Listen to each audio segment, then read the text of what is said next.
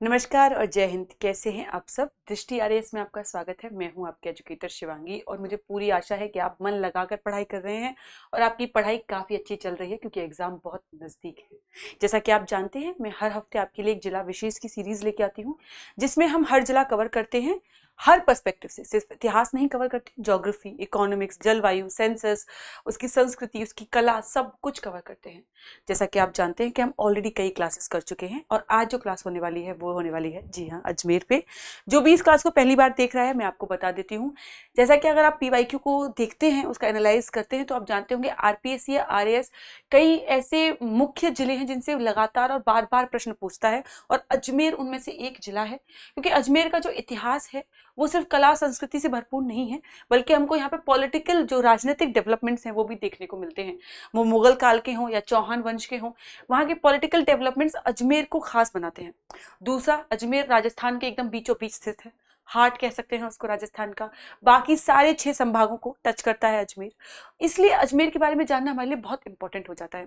अगर आप ये क्लास एंड तक कवर करते हैं तो आपको अजमेर से रिलेटेड कोई भी तथ्य एकदम कंफ्यूजन में नहीं रहेगा, आप सब कुछ क्लियरली समझ पाएंगे और अच्छे से उसको कवर कर पाएंगे। शुरू करते हैं। सबसे पहले मैंने जैसे आपको बताया हम क्या क्या कवर करेंगे, जो कि यहाँ पे स्लाइड पे लिखा हुआ है, ये सब हम आज अजमेर की क्लास में कवर करने वाले हैं। शुरू करने से पहले सबसे इंपॉर्टेंट बात, दृष्टि पे फ्रीडम सेल लाइव हो चुकी है जिसमें आप 50% तक का ऑफ पा सकते हैं सारे लाइव और ऑनलाइन कोर्सेज पे। यहाँ पे सारे कोर्सेज मेंशन्ड हैं और नीचे आपको एक नंबर दिया गया है। अगर आपको कोई भी संकोच है, कोई जिज्ञासा है, कोई भी इंफॉर्मेशन चाहिए तो आप बेझिझक इस नंबर पे कॉल कर सकते हैं, 8750187501। ठीक है, इस मौके का भरपूर फायदा उठाइएगा। अब शुरू करते हैं हम अजमेर की तरफ हमारी जर्नी। देखिए, ये है अजमेर का एक वन स्टॉप सोल्यूशन टाइप का क्या एक पिक्चर। अजमेर आपको राजस्थान में दिख रहा हो, बिल्कुल बीचों बीच है राजस्थान के हमारा अजमेर। और इस तरफ जो आपको एक कोलाज दिख रहा है, ये अजमेर को एक जगह समेटने की कोशिश की गई है, जो कि थोड़ा इम्पॉसिबल टास्क है, बट फिर भी कोशिश की गई है। वहाँ का खाना पीना, वहाँ की कला संस्कृति, वहाँ के जो भी पर्यटन और टूरिज्म से रिलेटेड प्लेसेस हैं, उन सबको कवर किया गया है। इन सभी के बारे में आज हम इस क्लास में पढ़ने वाले हैं। जब हम अजमेर के बारे में पढ़ते हैं तो अजमेर से रिलेटेड कुछ ट्रिविया है, कुछ बेसिक इन्फॉर्मेशन है जो हमको पता होनी ही चाहिए। वो एग्जाम या एग्जाम पर्सपेक्टिव से इंपॉर्टेंट नहीं है, वो एक बेसिक ट्रिविया है जो हर बच्चे को, जो राजस्थान का है और जो अजमेर के बारे में जिज्ञासा रखता है, जानना चाहता है, उसके लिए इंपॉर्टेंट है। अजमेर जो होगा राजस्थान के मध्य भाग में मिलता है। अजमेर की हिस्ट्री से रिलेटेड, उसके उदय से रिलेटेड काफी थ्योरीज हैं। अजमेर को प्रीवियसली हम अजयमेरू के नाम से भी जानते हैं। वैसे तो ये तारागढ़ की पहाड़ी पे हमको मिलता है, पर लोग कहते थे अजयमेरू नाम का एक पर्वत है जिसके लेटर ऑन जिसका नाम चेंज होते होते अजमेर पड़ गया है। वो तारागढ़ की पहाड़ी ही लोग कुछ मानते हैं, कुछ अलग तथ्य हैं जो अलग बातें कहते हैं। तो इस तरह के विभिन्न स्रोतों में हमको अलग अलग जानकारियां मिलती हैं। इसके जो है लैटिट्यूड और लॉन्गिट्यूड यहाँ पे लिखे हुए हैं। क्षेत्रफल की बात करें तो लगभग 155 वर्ग किलोमीटर का क्षेत्रफल है और समुद्र तल से ऊंचाई लगभग 480 मीटर है। यहाँ पे भी हमको स्रोतों मिलता है कि जब अजमेर जो स्टार्टिंग में था तो 200 मीटर का हमको यहाँ पे ऊंचाई देखने को मिलती है, लेकिन विद टाइम जो सी लेवल से ऊंचाई है वो 480 मीटर हमको अब देखने को मिलती है। ये सीमाएं हैं जो अजमेर शेयर करता है अपने आसपास के जिलों से। जैसा कि मैंने आपको बताया था, अजमेर के नाम और उसके उदय से रिलेटेड काफी थ्योरीज हैं, तो जब हमको देखने को मिलता है उसको अजय मेरू भी कहा जाता था। संस्कृत के अजय मेरू से इसको लिया गया है, जिसका अर्थ था अजय पर्वत। तो अजय पर्वत नाम का कोई पर्वत वो मानते थे कि रहा होगा, जिससे अजमेर का नाम अजय मेरू पड़ा है। नाम का संबंध जो है तारागढ़ पहाड़ी से माना जाता है, जो प्रेजेंट तारागढ़ पहाड़ी है, कहा जाता है कि यही अजय मेरू पर्वत है। पर जैसा कि मैंने आपको बताया कि हमको थोड़ी डिस्क्रिपेंसी सोर्सेस में देखने को मिलती है, बट मोस्टली यही है जो एक्सेप्टेड वर्जन है थ्योरीज का। यहाँ पे हमको नगर पालिका की स्थापना देखने को मिलती है। 2 डिफरेंट डेट्स हैं, 2 डिफरेंट स्रोतों की बात होती है, इसलिए दोनों फैक्ट्स आपके एग्जाम में एक साथ नहीं आएंगे, इसलिए आप कंफ्यूज मत रहिएगा। इनमें से कोई एक डेट आएगी, आप दोनों को ध्यान से रख सकते हैं क्योंकि इस पे फ्रीक्वेंटली क्वेश्चन बनते हैं। अजमेर को क्या कहा जाता है? हृदय तथा स्मार्ट सिटीज मिशन के लिए चुना गया है। ठीक है, वैसा वाला हृदय भी कहते हैं और हृदय एक मिशन भी है और स्मार्ट सिटीज मिशन के लिए इसको चुना गया है। किसको? अजमेर को। अब यहाँ से हमारी क्लास शुरू होती है, जहां से हम स्टार्टिंग से पढ़ेंगे, एंशिएंट से लेके फिर मॉडर्न हिस्ट्री, फिर मिडिवल हिस्ट्री के बारे में पढ़ेंगे और फिर हम पूरा जो अजमेर है उसको कवर करेंगे। अब जैसे कि हमने अजमेर के बारे में पढ़ना शुरू कर दिया है तो हम अजमेर को पढ़ें और चौहान वंश के बारे में ना जाने तो इम्पॉसिबल सी बात है। तो इसलिए जब हम अजमेर को पढ़ते हैं तो चौहान वंश के बारे में हमको कुछ जानकारी हासिल होना बहुत इंपॉर्टेंट है। जब हम चौहान वंश की बात करते हैं तो इसकी स्थापना के भी हमको दो प्रमुख मत मिलते हैं। ये एक इस तरीके की बात है जैसे मान लीजिए एक फैमिली में कोई दादा हैं जिन्होंने घर की नींव रखी और उनके पोते ने उस घर को बनाया, उस पर बिल्डिंग्स बनवाई, 4 मंजिला बनवाया उसको। तो इस तरीके से दो मत हैं कि कौन है जिसने चौहान वंश की स्टार्टिंग करी या स्थापना करी। तो पहला मत है अजय राज प्रथम के बारे में। कहा जाता है कि 8वीं शताब्दी में प्रबंध कोश नाम का जो हमारा लिटरेचर सोर्स है उसके अनुसार अजय मेरू दुर्ग का निर्माण इन्होंने करवाया था। वहीं अजमेर से मिले 8वीं शताब्दी के अभिलेख इस मत का समर्थन हमें करते हैं। तो हमको यहाँ पे सोर्स भी मिल चुका है और हमको ये भी पता है कि किसके अकॉर्डिंग कहा जाता है कि इन्होंने अजमेर का निर्माण करवाया था। वहीं पे अजय राज द्वितीय के बारे में जो हमको इन्फॉर्मेशन मिलती है वो 11वीं और 12वीं शताब्दी के बीच की इन्फॉर्मेशन मिलती है। और यहाँ का जो लिटरेरी सोर्स है वो कौन सा है? पट्टावली है, जो 1113 ईस्वी में पूर्व अजमेर के नाम का जो उल्लेख है वहां पे हमको देखने को मिलता है, उस नाम का उल्लेख। और विग्रहराज चतुर्थ की प्रशस्ति के अनुसार अजय देव ने राजधानी अजमेर को स्थानांतरित किया था, मतलब डिस्प्लेस किया था, मतलब कहीं और से शिफ्ट किया था। ठीक है, तो ये दो मत हैं, डिफरेंट मत हैं। आपको अगर पूछा जाता है कि किसने स्थापना की थी जो इस लिटरेरी सोर्स के अकॉर्डिंग है तो आप इसका नाम लेंगे और इस लिटरेरी सोर्स के अकॉर्डिंग आप ये नाम लेंगे। ठीक है, तो कंफ्यूज मत होइएगा, मैंने आपको दोनों कॉन्ट्राडिक्टरी इन्फॉर्मेशन और दोनों सोर्सेज की इन्फॉर्मेशन दे दी है। जो और हमको डिफरेंसेस में मत या फिर जो थ्योरीज है वो देखने को मिलती है, उसके अनुसार अजयराज प्रथम ने मूल दुर्ग स्थापित किया था, मतलब जो बेसिक ढांचा था वो किसने किया था? अजयराज जी ने किया था। और अजयराज द्वितीय ने नगर का विस्तार कराया था, मतलब फोर्ट का विस्तार भी कराया था और उसमें नगर का विस्तार भी कराया था। और चौहान राजधानी को शाकंभरी से अजमेर में लाया था। अजमेर 12वीं शताब्दी तक चौहानों की राजधानी रहा। ये आपको इन मतों को जो जस्टिफाई करते हैं, सपोर्ट करते हैं, वो आर्ग्यूमेंट्स नीचे लिखे हुए हैं। तो ये हमने जानी चौहान वंश के बारे में इंफॉर्मेशन। वही चौहान वंश जब स्टार्ट होता है तो हमको कई उसमें बहुत महान शासक देखने को मिलते हैं, जिनमें से कई शासक जो प्रमुख शासक हैं जिनके बारे में हमको पढ़ना या जानना जरूरी है, जिनमें अजयराम प्रथम और द्वितीय हैं, जिनके बारे में ऑलरेडी पिछली स्लाइड में पढ़ चुके हैं। फिर दोला राय हैं, माणिक राय हैं, पर सबसे इंपॉर्टेंट कौन थे? विग्रहराज चतुर्थ, और जिनको बीसल देव भी कहते थे। अर्णोराज, जिनको अनाजी कहते थे। सोमेश्वर, पृथ्वीराज तृतीय, इनको तो आप जानते ही होंगे, बिल्कुल फेमस। अर्णोराज की बात करें क्योंकि यहाँ पे हमको एक क्या देखने को मिलता है? टूरिस्ट डेवलपमेंट देखने को मिलता है इनके द्वारा, और वो क्या है? वो है आना सागर झील, जो इन्होंने बनवाई थी। इनका शासनकाल इस जो ईस्वी है, जो टाइमलाइन लिखा हुआ है, इसके बीच में है।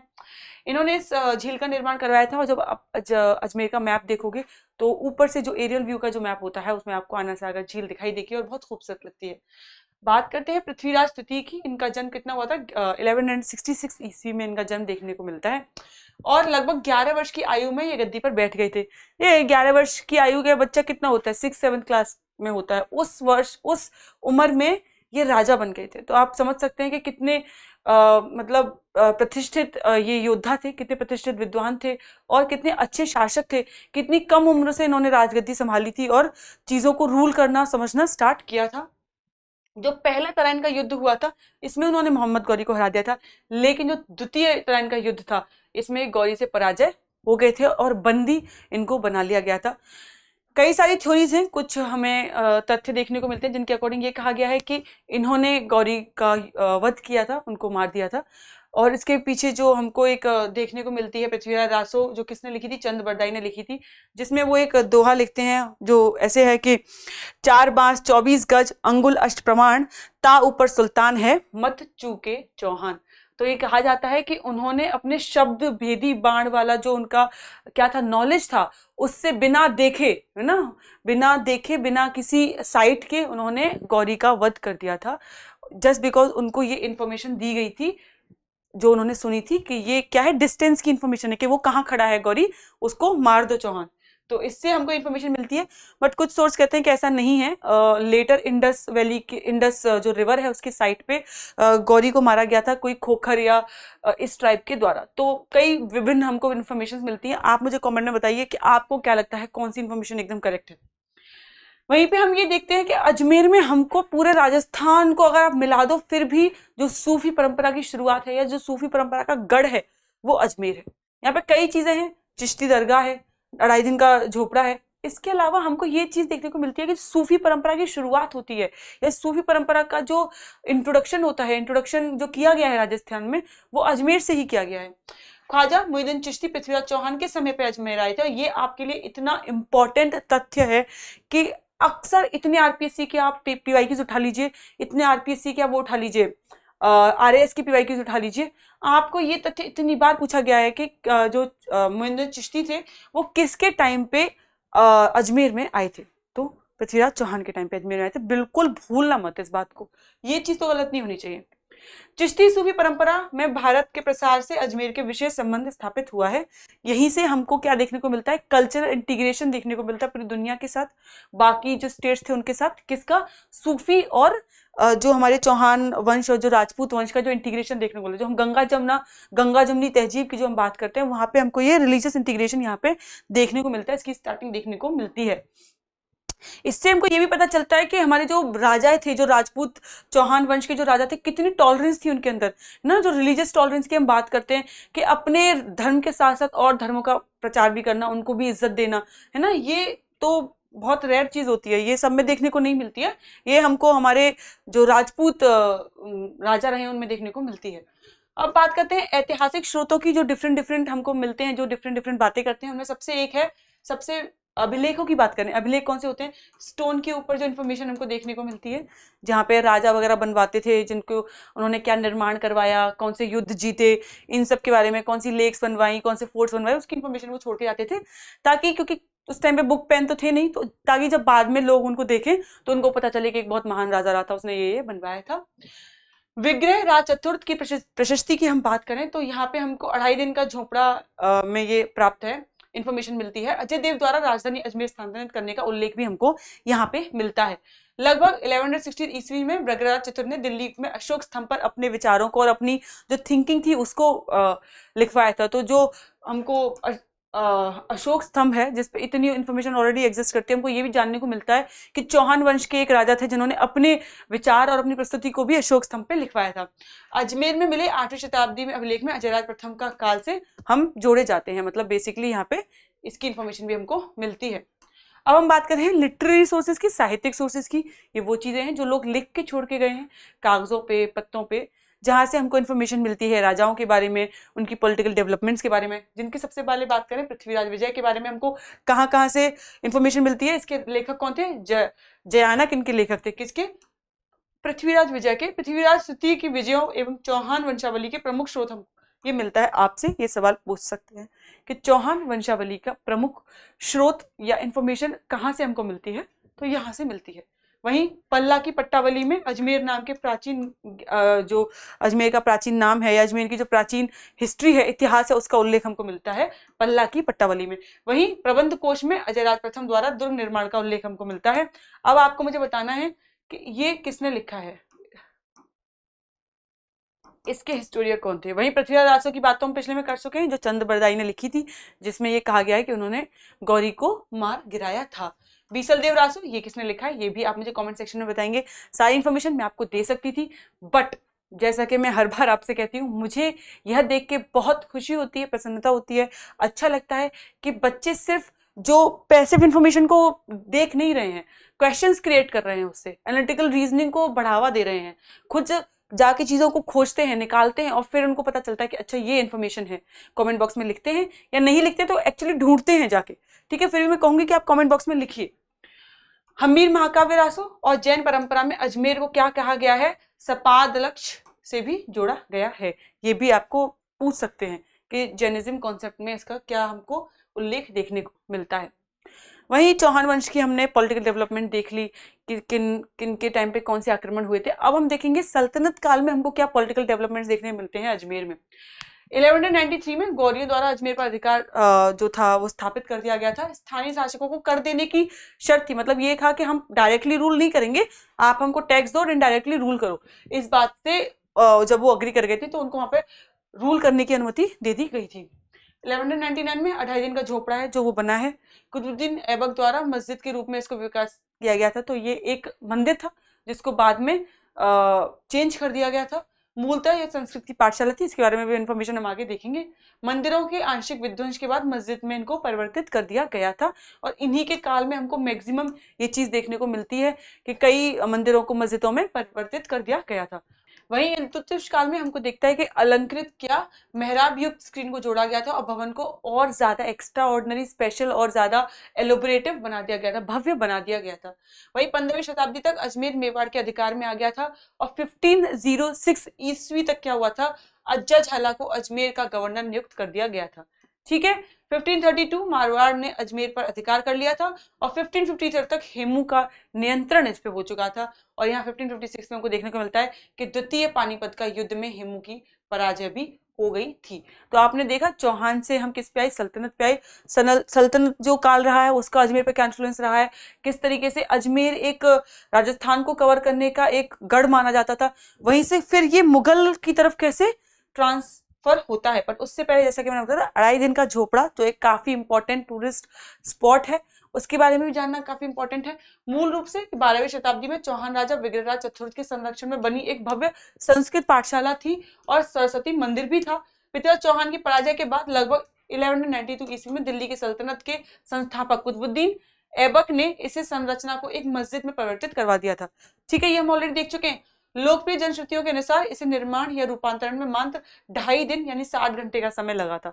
ये कई थ्योरीज हैं, कुछ कहते हैं कि क्योंकि इसको बनाने में 60 घंटे यानी 2.5 दिन का समय लगा था इसलिए इसको 2.5 दिन का झोपड़ा कहते हैं। कुछ थ्योरीज हैं जो इस बारे में बात करती हैं कि यहाँ पे 2.5 दिन तक मेला लगता था इसलिए इसको 2.5 दिन का झोपड़ा कहते हैं। तो डिफरेंट सोर्सेज में डिफरेंट बातें करते हैं।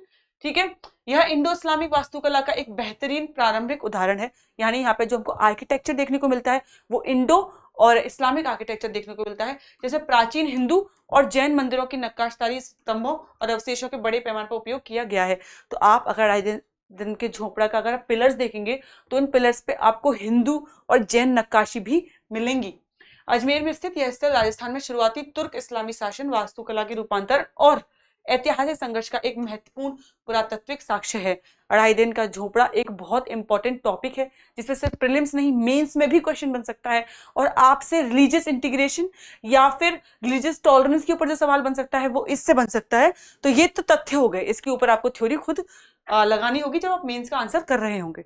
ठीक है, अब हम बात करते हैं, हमने चौहान पढ़े, हमने पढ़ा सल्तनत, अब हम पढ़ेंगे किसके बारे में, मुगल पॉलिटिकल राजनीतिक डेवलपमेंट्स के बारे में, निर्माण के बारे में। जो राजनीतिक निर्माण आगे बढ़ता है किसके काल में, मुगल के काल में। 1570 ईस्वी में जो अकबर थे, अकबरी किला, दौलत खाना और मैगजीन का निर्माण उन्होंने करवाया था। बेसिकली अकबरी किला जो था वो वही किला था जब क्या हो रहा था, आक्रमण की तैयारी करनी थी किस पे, राजस्थान पे। तो इसी किले में बैठ के सारा क्या किया गया था, जो युद्ध की रणनीति थी वो तैयार की गई थी। ठीक है, अकबर के समय अजमेर को अजमेर सूबा की राजधानी बनाया गया था। तो जो हम अजमेर सूबा देखते हैं पूरा, उसकी राजधानी अजमेर जब बनी थी तो अकबर के समय पे बनी थी, जो अभी भी है। ठीक है, 1576 ईस्वी हल्दीघाटी युद्ध की रणनीति को अकबर किले से संबंध बनाया गया था। और हल्दीघाटी युद्ध किसके अगेंस्ट हुआ था आपको पता ही होगा। तो उसी रणनीति, सोचो जो राजस्थान का इंसान है उसी के खिलाफ रणनीति बना रहे थे अजमेर में बैठ के। जहांगीर 19 जनवरी 1616 में सर थॉमस रॉ की जहांगीर से अजमेर में ही भेंट हुई थी, और ईस्ट इंडिया कंपनी को व्यापारिक सुविधाएं फरमान की दिशा में महत्वपूर्ण जो डेवलपमेंट देखने को मिलता है कि ईस्ट इंडिया कंपनी को जो हमने फरमान दिया था और जो उन्होंने डेवलपमेंट स्टार्ट किया, तो अजमेर के उसमें बहुत इंपॉर्टेंट भूमिका रही है, क्योंकि उनकी भेंट कहाँ पे हुई थी, अजमेर में ही हुई थी। किससे, जहांगीर से। शाहजहां की हम बात करें तो जहानारा बेगम का जन्म भी यहाँ हुआ था। कौन थी ये, जहां शाहजहां के बेटी थी, और इनके जो दूसरे बेटे थे दारा शिकोह, इनका भी जन्म अजमेर में हुआ था। एक और इनके बेटे थे, कौन थे आप बताइए मुझे, नाम नीचे से लिखा हुआ है। दोनों का जन्म अजमेर में हुआ है। 1627 में जहांगीर की मृत्यु के बाद शाहजहां ने अजमेर में स्वयं को सम्राट घोषित कर दिया था। तो बेसिकली इसके पीछे भी एक स्टोरी है जो आपको इस इमेज से देखने को मिलेगी। तो ये जो फोटो है इसमें लगभग, ये कब का फोटो है, लगभग है ना, अराउंड। तो इसमें कहा जाता है, इस इमेज को अगर मैं थोड़ा सा बड़ा करूं आपके लिए, ये पेंटिंग कब की बनाई गई है, 1635 में बनाई गई है अराउंड। इसमें आपको देखने को मिलता है कि जो प्रिंस खुर्रम थे, खुर्रम कौन थे, शाहजहां का जो बचपन का नाम था खुर्रम, जब वो जीत के आए थे अपनी एक्सपीडिशन, कहाँ पे उन्होंने की थी, मेवाड़ का जो अभियान था, जब वो उसको जीत के आए थे, ठीक है, तब उनको जहांगीर ने जो था गले लगाया था भरे दरबार में। तो ये थोड़ा सा अनऑफिशियल काइंड ऑफ एक्ट था कि खुशी से उन्होंने अपने बेटे को गले लगाया था। तो इसकी पेंटिंग ड्रॉ की गई है, जहाँ पे आप देख सकते होंगे जैसे वो अपने बेटे को यहाँ पे गले लगा रहे हैं, ठीक है, यहाँ पे वो गले लगा रहे हैं। कहा जाता है कि राणा अमर सिंह द्वारा मुगल अधीनता स्वीकार करने के बाद खुर्रम की प्रतिष्ठा में वृद्धि हुई थी और जहांगीर द्वारा दरबार की मर्यादा तोड़कर पुत्र को गले लगाना मुगल सत्ता और वहाँ के जो रूल्स और रेगुलेशन थे उनके थोड़ा सा विपरीत था। इसलिए पेंटिंग काफी फेमस है। किसने बनाई है? बालचंद द्वारा बनाई गई है, पदशाहनामा के लिए, ठीक है। इसमें डेट्स इंपॉर्टेंट है और इसके आर्टिस्ट का नाम इंपॉर्टेंट है। ये पेंटिंग इसलिए यहाँ पे इंपॉर्टेंट है, ठीक है। इसके बाद में जहांगीर की मृत्यु के बाद शाहजहां ने अजमेर को स्वयं, तो जब वो जीत के आए और फिर जब उनके पिताजी की मृत्यु हो गई तो फिर जहांगीर ने शाहजहां की मृत्यु के बाद खुद को सम्राट घोषित कर दिया, किसका? अजमेर का। वहीं अगर हम बात करें किसकी? औरंगजेब की, तो 1659 ईस्वी में देवराई का जो युद्ध हुआ था, औरंगजेब ने दारा शिकोह को यहाँ पे पराजित किया था। तो यानी कि दारा शिकोह और औरंगजेब दोनों भाई भाई थे, उन्होंने अपने भाई को यहीं पे पराजित किया था। काफी फेमस युद्ध है ये, ठीक है। अब हम बात करते हैं तारागढ़ के बारे में। तारागढ़ वही पहाड़ी है जो मैंने स्टार्टिंग में आपको बताया था, जिसपे अजमेर ऑलमोस्ट स्थित है, ठीक है, या जिसमें जब हम उसके ओरिजिन की बात करते हैं तो हम इसकी बात करते हैं अकबरी किला एवं प्रमुख स्थापत्य की, ठीक है। पहली बात करेंगे हम तारागढ़ किले की। भारत के प्राचीनतम पहाड़ी दुर्गों में से एक है तारागढ़ किला। तारागढ़ पहाड़ी पर स्थित है, वो आपको पता होगा, इसलिए उसका नाम ये है। समुद्र तल से लगभग इतने फीट ऊंचा है, ठीक है। परकोटा है लगभग यहाँ पे 20 फीट का। परकोटा क्या होती है? आउटर वॉल होती है किसी भी किले की, किले को सुरक्षित करने के लिए बाकी सैन्य जो भी एक्सपेडिशंस होती हैं उनसे, ठीक है, जो अटैक्स होते हैं उनसे, तो एक मोटी दीवार या आउटर लेयर बनाई जाती है बाहर। कहा जाता है कुछ कुछ किलों की दीवार इतनी मोटी होती थी कि चाहे तो उसमें 8 घोड़े एक साथ दौड़ सकते थे। तो इतनी इतनी मोटी अभेद दीवारें बनाई जाती थी। 1832 ईस्वी में लॉर्ड विलियम्स बेंटिंग के आदेश पर इस किले का एक भाग तोड़ दिया गया था, ठीक है। आई डोंट नो क्यों ही तोड़ा था, पर इतना सुंदर किला था, उसका एक भाग तोड़ दिया गया था। नसीराबाद छावनी के लिए ब्रिटिश सैनिकों के लिए उपयोग में लाया गया था, क्योंकि जब ब्रिटिशर्स राजस्थान को कंट्रोल करना चाहते थे तो उन्होंने इसको एज अ बेस यूज करना शुरू किया था कंट्रोल करने के लिए। क्योंकि आपको पता है अजमेर बिल्कुल बीचों बीच स्थित है, तो यहाँ पे कंट्रोल हो जाएगा तो पूरे राजस्थान को कंट्रोल कर सकते हैं, तो इसको एज अ बेस यूज करते थे स्ट्रेटेजी के लिए, ठीक है। किले में सैयद हुसैन नाम के एक इंसान थे जिनको क्या कहा जाता है? गंज शहीदान कहा जाता है। उनकी दरगाह भी स्थित है, जिनको ट्रेजरी ऑफ मार्टियर्स बोलते हैं। किसको? गंज शहीदान को। Jahangir visited this fort after the Mewar campaign and commission a marble enclosure कठेरा ओवर द टॉम्ब। तो इस टॉम्ब के ऊपर जो कहते हैं ना एक दीवार बनाना या पिलर्स बनवाना, किसने बनाया था? जहांगीर ने बनवाया था। जहांगीर ही आई थी इस टॉम्ब में, तारागढ़ किले में। तो इस तारागढ़ किले में एक हमको दरगाह भी देखने को मिलती है, होगी ना गंगा जमुनी तहजीब की बात। और जो प्लेसेस हैं वो है अकबरी किला, जो मैं जिसके बारे में बता चुकी हूँ, अढ़ाई दिन का झोपड़ा, नरेली जैन मंदिर, पृथ्वीराज का स्मारक। ये कुछ पिक्चर्स हैं तारागढ़ किले की। ये है आपका अकबरी किला मैगजीन, ये है अढ़ाई दिन का झोपड़ा, कितना सुंदर है, नरेली जैन मंदिर है, और ये है पृथ्वीराज स्मारक, ठीक है। सब दिख रहा है आपको? ये देखिए, ये मेयो कॉलेज है, ठीक है, ये अन्ना सागर लेक है, ठीक है। ये बहुत फेमस प्लेसेस हैं। अब बात करते हैं हम मराठा काल की। तो हमने मुगल काल की बात कर ली, हम मराठा काल की बात करेंगे। उनका इन्फ्लुएंस क्या रहा है राजस्थान, पर्टिकुलरली अजमेर के ऊपर। 1752 में सिंधिया मराठों ने अजमेर पर अधिकार कर लिया था। ये है आपके लिए सबसे इंपॉर्टेंट। पूछते हैं मराठों में कौन सी जो शाखा थी जिन्होंने किया था? सिंधियाज ने किया था। अंग्रेजों ने अजमेर पर अधिकार प्राप्त कर लिया था 1818 में। अजमेर मेरवाड़ा के प्रशासनिक क्षेत्र का मुख्यालय बना दिया गया था। किसका? अजमेर और उसका मेरवाड़ा क्षेत्र का। ब्रिटिश काल में यहाँ पे क्या क्या था? केंद्रीय जेल, बड़ा सामान्य अस्पताल, छोटे अस्पताल, देशी रेजिमेंट का मुख्यालय, रेलवे, वॉलंटियर कोर, और यहाँ पे कई और चीजें थी जो विकसित हुई थी ब्रिटिश काल में। विभिन्न ईसाई मिशनरी संस्थाएं भी यहाँ पे सक्रिय हो गई, खोली गई थी। लगभग 1908 में 12 प्रिंटिंग प्रेस और 8 साप्ताहिक समाचार पत्र यहाँ से प्रकाशित होते थे। इसके साथ साथ अजमेर ब्रिटिश प्रशासन, शिक्षा, प्रेस एवं संचार पर महत्वपूर्ण केंद्र बन गया था। अजमेर से कई सारे लिटरेरी अखबार, मैगजीन्स निकलती थी। इनके नाम तो आपको रटे होने चाहिए। सबसे इंपॉर्टेंट बात आती है मेयो कॉलेज के बारे में। बहुत बार इसका सवाल बन चुका है, सिर्फ आरएएस में नहीं, यूपीएससी, यूपीपीसीएस में, किसी भी पीसीएस में आप उठा के दे दिए, आपको यहाँ से सवाल मेयो कॉलेज पे मिल जाएगा। यहाँ नींव का पत्थर 1878 में रखा गया था। भवन का उद्घाटन, मतलब बेसिकली जो पूरा स्ट्रक्चर है उसका उद्घाटन 1885 में, और लॉर्ड डफरिन द्वारा इसका उद्घाटन हुआ था। ये आपके लिए है वेरी वेरी इंपॉर्टेंट, इतना बड़ा बड़ा इंपॉर्टेंट लिख रही हूँ, भूलना मत। लॉर्ड डफरिन द्वारा इसका उद्घाटन हुआ था, और जॉन लॉकवुड किपलिंग इसके प्राचार्य रहे थे। और प्रसिद्ध इसका उपनाम क्या है? भारत का ईटन इसको कहते हैं, ठीक है।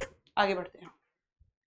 अजमेर एवं राष्ट्रीय आंदोलन की बात करें कि अजमेर ने हमारे इंडियन इंडिपेंडेंस मूवमेंट में किस तरीके से भाग लिया था। स्वामी दयानंद सरस्वती की बात करते हैं तो इनका जो निधन था वो अजमेर में हुआ था। उनका स्थान क्या था? विनायक कोठी, आगरा गेट।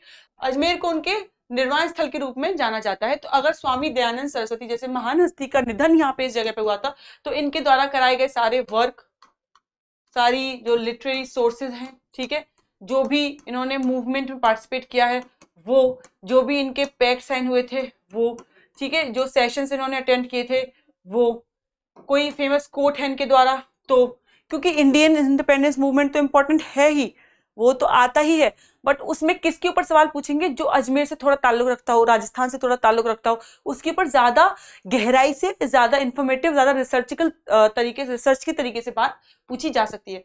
वहीं राष्ट्रीय आंदोलन की विशेषता की बात करें तो अजमेर प्रत्यक्ष ब्रिटिश शासन के अधीन चीफ कमिश्नर्स प्रोविंस था, ठीक है, इसलिए यहाँ राष्ट्रीय आंदोलन रियासती राजस्थानों से अलग स्वरूप रखता था। यानी कि यहाँ का जो इंडिपेंडेंस मूवमेंट था वो बाकी राजस्थान के जो जिले थे या जो प्रोविंसेस थी उनसे बहुत अलग था, ठीक है, क्योंकि यहाँ पे जो मेजर रूल था, जो मेजर ऑटोनॉमी थी वो ब्रिटिश की ही थी। प्रेस की भूमिका देखें तो काफी इंपॉर्टेंट रही है अजमेर में, जो मैं आपको बता चुकी हूँ। तो आपको अजमेर से रिलेटेड हर प्रेस का नाम, उस प्रेस से निकलने वाली सारी मैगजीन्स का नाम पता होना चाहिए। आप मुझे कमेंट बॉक्स में एक मैगजीन का नाम बताएंगे जो अजमेर से रिलीज की जाती थी। हर इंसान एक का नाम बताएगा तो आपको सारी गो थ्रू हो जाएगी। ये आपका होमवर्क है, ये आपका वर्क है, ताकि आप थोड़ा खुद मेहनत करें इसके ऊपर। लगभग 1908 तक 12 प्रिंटिंग प्रेस, जैसे मैं आपको बता चुकी थी, ये हम पढ़ चुके हैं। आगे बढ़ते हैं। स्वतंत्र भारत और इंटीग्रेशन जब हुआ था राजस्थान का, तो उसमें क्या रोल रहा है किसका? अजमेर का। उसके बारे में थोड़ी जानकारी लेंगे। स्वतंत्रता के समय 1947 में अजमेर एक पृथक अजमेर राज्य के रूप में बना रहा था। अपनी अलग इसकी विधानसभा थी और विधानसभा भवन वर्तमान टीटी कॉलेज में देखा जाता है। अजमेर राज्य विधानसभा की देखें कुल 30 सदस्य हैं। प्रथम मुख्यमंत्री हरिभाऊ उपाध्याय, प्रथम विधानसभा अध्यक्ष भागीरथ चौधरी। और राजस्थान में विलय की बात करें तो 1 नवंबर 1956 को अजमेर का राजस्थान में विलय हो गया था। राज्य पुनर्गठन आयोग के फजल अली कमीशन द्वारा इसको विलय किया गया था। किशनगढ़ सबसे इंपॉर्टेंट है आपको अजमेर जब हम पढ़ते हैं। क्यों? कई पॉइंट है इसके। Art and culture point of view से इंपॉर्टेंट है, ट्रेड के पॉइंट ऑफ व्यू से इंपॉर्टेंट है, मिनरल के पॉइंट ऑफ व्यू से भी इंपॉर्टेंट है, वहीं ये स्वतंत्र भारत के पॉइंट ऑफ व्यू से भी इंपॉर्टेंट है, इंडिपेंडेंस मूवमेंट और इंटीग्रेशन के पॉइंट ऑफ व्यू से भी इंपॉर्टेंट है। 1952 में किशनगढ़ में अजमेर राज्य का हिस्सा नहीं था, ठीक है। वहीं 1956 में जयपुर जिले के किशनगढ़ उपखंड को अजमेर जिले में जोड़ दिया गया था। इस पर कॉन्ट्राडिक्टरी इंफॉर्मेशन है, बट ये है जो हमको मेजरली देखने को मिलता है। अजमेर सूफी परंपरा की बात करें और उनके धार्मिक महत्व की हम बात करें तो देखते हैं कि अजमेर शरीफ दरगाह जो है, यहाँ के संत कौन थे? ख्वाजा मोइनुद्दीन चिश्ती थे, जिनका प्रसिद्ध नाम गरीब नवाज है। कई बार पूछा जाता है, बट इजी है तो मुझे उम्मीद है कि सबको पता ही होगा। चिश्ती सूफी परंपरा के प्रमुख केंद्रों में से ये एक है। उर्स इस्लामी माह रजब में 6 से 7 तारीख के आसपास ये पड़ता है। ये क्या है? एक फेयर है। यही फेयर है जिसकी बात कही जाती है कि ये 2.5 दिन तक चलता है, ठीक है, इसलिए 2.5 दिन का झोपड़े का नाम है। परंपरा या चादर चढ़ाना, कव्वाली, ठीक है। स्रोत में प्रतिदिन लगभग ऑलमोस्ट 1.25 लाख श्रद्धालु यहाँ पे आते हैं, ठीक है, ऐसा कहा जाता है। काफी फेमस और बड़ा फेयर यहाँ पे लगता है। ये बाकी के मंदिर हैं, पुष्कर झील है, सोनी जी की नसिया है, नरेली जी जैन मंदिर है। पुष्कर हिंदू धर्म का एक प्रमुख तीर्थ है। पुष्कर झील यहाँ पे देखने को मिलती है। ब्रह्मा में समर्पित प्रमुख मंदिर है, मतलब पूरी दुनिया का जो इकलौता मंदिर है जो ब्रह्मा जी को समर्पित है वो पुष्कर में ही है। कई बार इस पर सवाल बनता है। ये है आपका पुष्कर मेला। समय कब लगता है? यहाँ पे जो फेयर लगता है वो कब लगता है? कार्तिक पूर्णिमा को लगता है, अक्टूबर नवंबर के टाइम पे। देश के सबसे फेमस जो मेले हैं उनमें से एक है। आप ये पिक्चर देखिए कितना सुंदर लगता है पुष्कर मेला, ठीक है। यहाँ पे ये सब जो एक्टिविटीज हैं हमको देखने को मिलती है। सबसे लंबी मूंछ प्रतियोगिता यहाँ पे होती है और दुल्हन प्रतियोगिता भी होती है, ठीक है। आप बताइए कमेंट सेक्शन में दुल्हन प्रतियोगिता क्या होता है, मैं जानना चाहती हूँ आप लोगों को पता है कि नहीं पता है। वहीं उर्स मेले की बात करते हैं तो ख्वाजा मोइनुद्दीन चिश्ती पे ये उनकी पुण्यतिथि से संबंधित है। लगभग 6 दिवसीय आयोजन यहाँ पे होता है। धार्मिक एवं सांस्कृतिक गतिविधियों का प्रमुख केंद्र है। कव्वाली एवं सूफी परंपराएं यहाँ पे देखने को मिलती हैं। ये है जिसलिए मैं किशनगढ़ की बात कर रही थी। किशनगढ़ के आर्ट एंड आर्किटेक्चर के पॉइंट ऑफ व्यू से क्यों इंपॉर्टेंट है? ये है बनी ठनी की पेंटिंग, ठीक है, कितनी सुंदर बनी ठनी की पेंटिंग। ये इतने पतले ब्रश होता है ना, उससे पेंट की जाती है। किशनगढ़ चित्रशैली एवं सांस्कृतिक पहचान है क्या? हमारी बनी ठनी पेंटिंग किशनगढ़ की, मतलब अजमेर की जान है। किशनगढ़ सबसे फेमस इसके लिए है। इनको क्या कहा जाता है? मोनालिसा कहा जाता है राजस्थान की, मतलब जो मोनालिसा की पेंटिंग है उसका इंडियनाइज्ड वर्जन इनको कहा जाता है।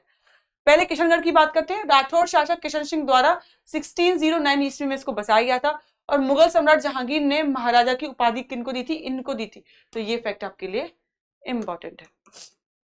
किशनगढ़ चित्रशैली यानी उनके आर्ट एंड आर्किटेक्चर की जब हम बात करते हैं तो इसकी प्रारंभ यानी कि स्टार्टिंग हमको कहां से देखने को मिलती है? महाराजा रूप सिंह से हमको इसकी शुरुआत देखने को मिलती है, इस कल्चर की शुरुआत देखने को मिलती है।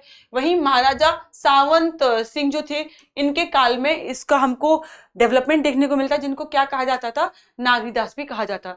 बनी ठनी जो पेंटिंग होती है इसके चित्रकार जो फेमस है निहाल चंद प्रसिद्ध चित्र बनी ठनी राधा के रूप में इनको चित्रित किया जाता है, मतलब कहा जाता है इनको एज अ राधा प्रेजेंट किया जाता है। राजस्थान की मोनालिसा कहते हैं, जैसा कि मैं आपको बता चुकी थी। भारतीय डाक टिकट पर भी ये प्रदर्शित है। अब मेरा आपसे सवाल है, किस ईयर में इसको भारतीय डाक पर प्रदर्शित किया गया था? आप मुझे बताइए कमेंट सेक्शन में। किशनगढ़ की जो सबसे अलग पहचान है और फेमस वो है यहाँ का मार्बल, इसलिए किशनगढ़ को मार्बल नगरी भी कहते हैं। किशनगढ़ में काफी फेमस जगह है जहाँ पे ऐसा लगता है कि आप किसी अंडमान निकोबार के आइलैंड पे आ गए हैं। वहाँ पे मार्बल से जो बचा हुआ जो चूरा होता है, जो डस्ट होती है वो वहाँ पे मिलती है और वहाँ का जो पानी है वो नीला हो जाता है because of all the white marble residue, इसलिए वो काफी फेमस टूरिस्ट हब है वो भी। ठीक है, मार्बल उद्योग यहाँ पे काफी फेमस है। अब हम बात करते हैं अरावली की, नदियों की जो अजमेर में मिलती है। ये एकदम करेक्ट मैप नहीं है बट यहाँ पे एक थोड़ा सा डिपिक्शन शो किया गया है किस तरीके से अरावली रन करती हैं अजमेर में। देखिए इस तरीके से ये आपको दिख रही होगी अन्नासागर लेक, ऑलमोस्ट बीच में है, ये है पुष्कर लेक। ठीक है, अब हम बात करेंगे किसकी? अरावली की, अरावली से गुजरने वाली नदियों की और जो अरावली की इंपॉर्टेंस है उसकी। पूर्वी भाग समतल एवं हल्की तरंगित भूमि है। यहाँ पे पश्चिमोत्तर में दक्षिण पश्चिम तक अरावली की पर्वतमाला हमको देखने को मिलती है और उत्तर पश्चिम में हमको क्या देखने को मिलता है? नाग पत्थर की श्रेणी देखने को मिलती है। नाग पत्थर श्रेणी थार के मरुस्थल विस्तार के क्षेत्र से प्राकृतिक सुरक्षा प्रदान करती है, मतलब एक नेचुरल बैरियर की तरह काम करती है। वहीं यहाँ प्रमुख नदियां कौन कौन सी है? बनास है, खारी है, लूनी है, डाई है, रूपनगढ़ है। और प्रमुख झीलें कौन कौन सी है? आनागर और कौन सी है? फॉय सागर। ठीक है, आनागर की बात करते हैं, आना सागर झील की बात करते हैं तो इसके निर्माता कौन थे? अन्नूराज चौहान थे, जिसकी बात हम ऑलरेडी कर चुके हैं। निर्माण काल जो है आपके लिए इंपॉर्टेंस होता है, इसलिए इस डेट को आप याद रख लीजिएगा। शाहजहां ने बारादरी बनवाई थी, जहांगीर ने दौलतबाग विकसित किया था। वहीं हम फॉय सागर की बात करते हैं तो निर्माण 1892 में हुआ है यहाँ पर और इसके अभियंता कौन थे? मी फॉय थे। पुष्कर झील की बात करें तो नाग पहाड़ श्रेणी के अजमेर में पुष्कर को ये अलग करती है, प्रमुख हिंदू तीर्थ है, तीर्थराज पुष्कर इसको कहा जाता है। ये है आपकी फॉय सागर झील और ये है आपकी अन्ना सागर झील। आप देख सकते हैं कितनी बड़ी है और कितनी सुंदर है। जलवायु की बात करें तो हॉट सेमी एरिड यहाँ पे हमको जलवायु या क्लाइमेट देखने को मिलता है। वहीं खनिज में क्वार्टर्स फेल्सपर यहाँ पे फेमस है और टोडगढ़ रावली वन्यजीव अभ्यारण्य यहाँ पे फेमस है। यहाँ पे ये जो प्रमुख जीव होते हैं मिलते हैं, इनको आप देख सकते हैं। इनसे सवाल कभी कभी बन जाता है कि कौन सा जीव है जो यहाँ अभ्यारण्य में मिलता है। सबसे फेमस यहाँ पे कौन सा है? जंगली मुर्गी और हरा कबूतर, आप इनको देख सकते हैं। पैंथर भी यहाँ पे मिलते हैं। ये है आपका सेंसस का चार्ट जो इंपॉर्टेंट है, कई बार पूछा जाता है। जनगणना 2011 में देखें तो जनसंख्या लगभग इतनी है। लिंगानुपात 947 है जो कि कम ही है, बहुत ज्यादा नहीं है। यहाँ पे आप मुझे बताएंगे सबसे फर्स्ट कौन आता है सेक्स रेशियो में? बताइए। मैं आपको 2 बार इस बात को पढ़ा चुकी हूँ पिछली क्लासेस में, अब मैं देखना चाहती हूँ कितना आपको रिवाइज है और याद है। ठीक है, वहां पे हम साक्षरता की बात करें तो 86% है जो कि ठीक है। अब आप मुझे बताएंगे कि सबसे फर्स्ट नंबर पे कौन है किसमें? लिटरेसी रेशियो में। फीमेल में कौन है फर्स्ट और मेल में कौन है फर्स्ट? आप मुझे दोनों बताएंगे। इससे हमारा रिवीजन फास्ट होगा, इससे आप बेहतर समझ पाएंगे खुद को कि आपने सिर्फ क्लासेस ली थी या आपको थोड़ा उनका एनालिटिकल या रिवीजन के तौर पे कुछ याद है या नहीं है। किशनगढ़ को मार्बल उद्योग के लिए माना जाता है। वहीं वंडर सीमेंट जो सीमेंट का उद्योग है, अर्थव्यवस्था है, वो यहाँ पे हमको देखने को मिलती है। ठीक है, अब है आपके लिए ये सवाल इसी क्लास से अजमेर से रिलेटेड, बहुत इजी है, ऑलरेडी पढ़ा चुकी हूँ। कमेंट सेक्शन में इसका जवाब दीजिए। आप मुझे कमेंट में फिर बताइएगा कि आप क्या चाहते हैं, आपके हिसाब से कौन सा जिला है जिससे सबसे ज्यादा आयोग सवाल पूछता है, जिसको हमको कवर करना चाहिए आरएएस के पॉइंट ऑफ व्यू से। आपका सवाल है अजमेर जिले के प्रसिद्ध आना सागर झील का निर्माण किसने करवाया था? अभी पढ़ा है हमने 3 स्लाइड पहले, तो ये सवाल तो गलत नहीं होना चाहिए और सबको इस सवाल का जवाब देना चाहिए। यहाँ पे आलस नहीं चलेगा। ए अन्नुराज, बी पृथ्वीराज चौहान, सी विग्रह राज और डी अजय राज। क्या है आपका जवाब? ए, बी, सी या डी? कमेंट बॉक्स में लिखिए और इसी तरह दृष्टि आरएएस के साथ जुड़े रहिए अपनी अच्छी और संपूर्ण तैयारी के लिए। धन्यवाद। अब एग्जाम की तैयारी को और बेहतर करने के लिए हमारे चैनल को लाइक, शेयर और सब्सक्राइब करना ना भूलें।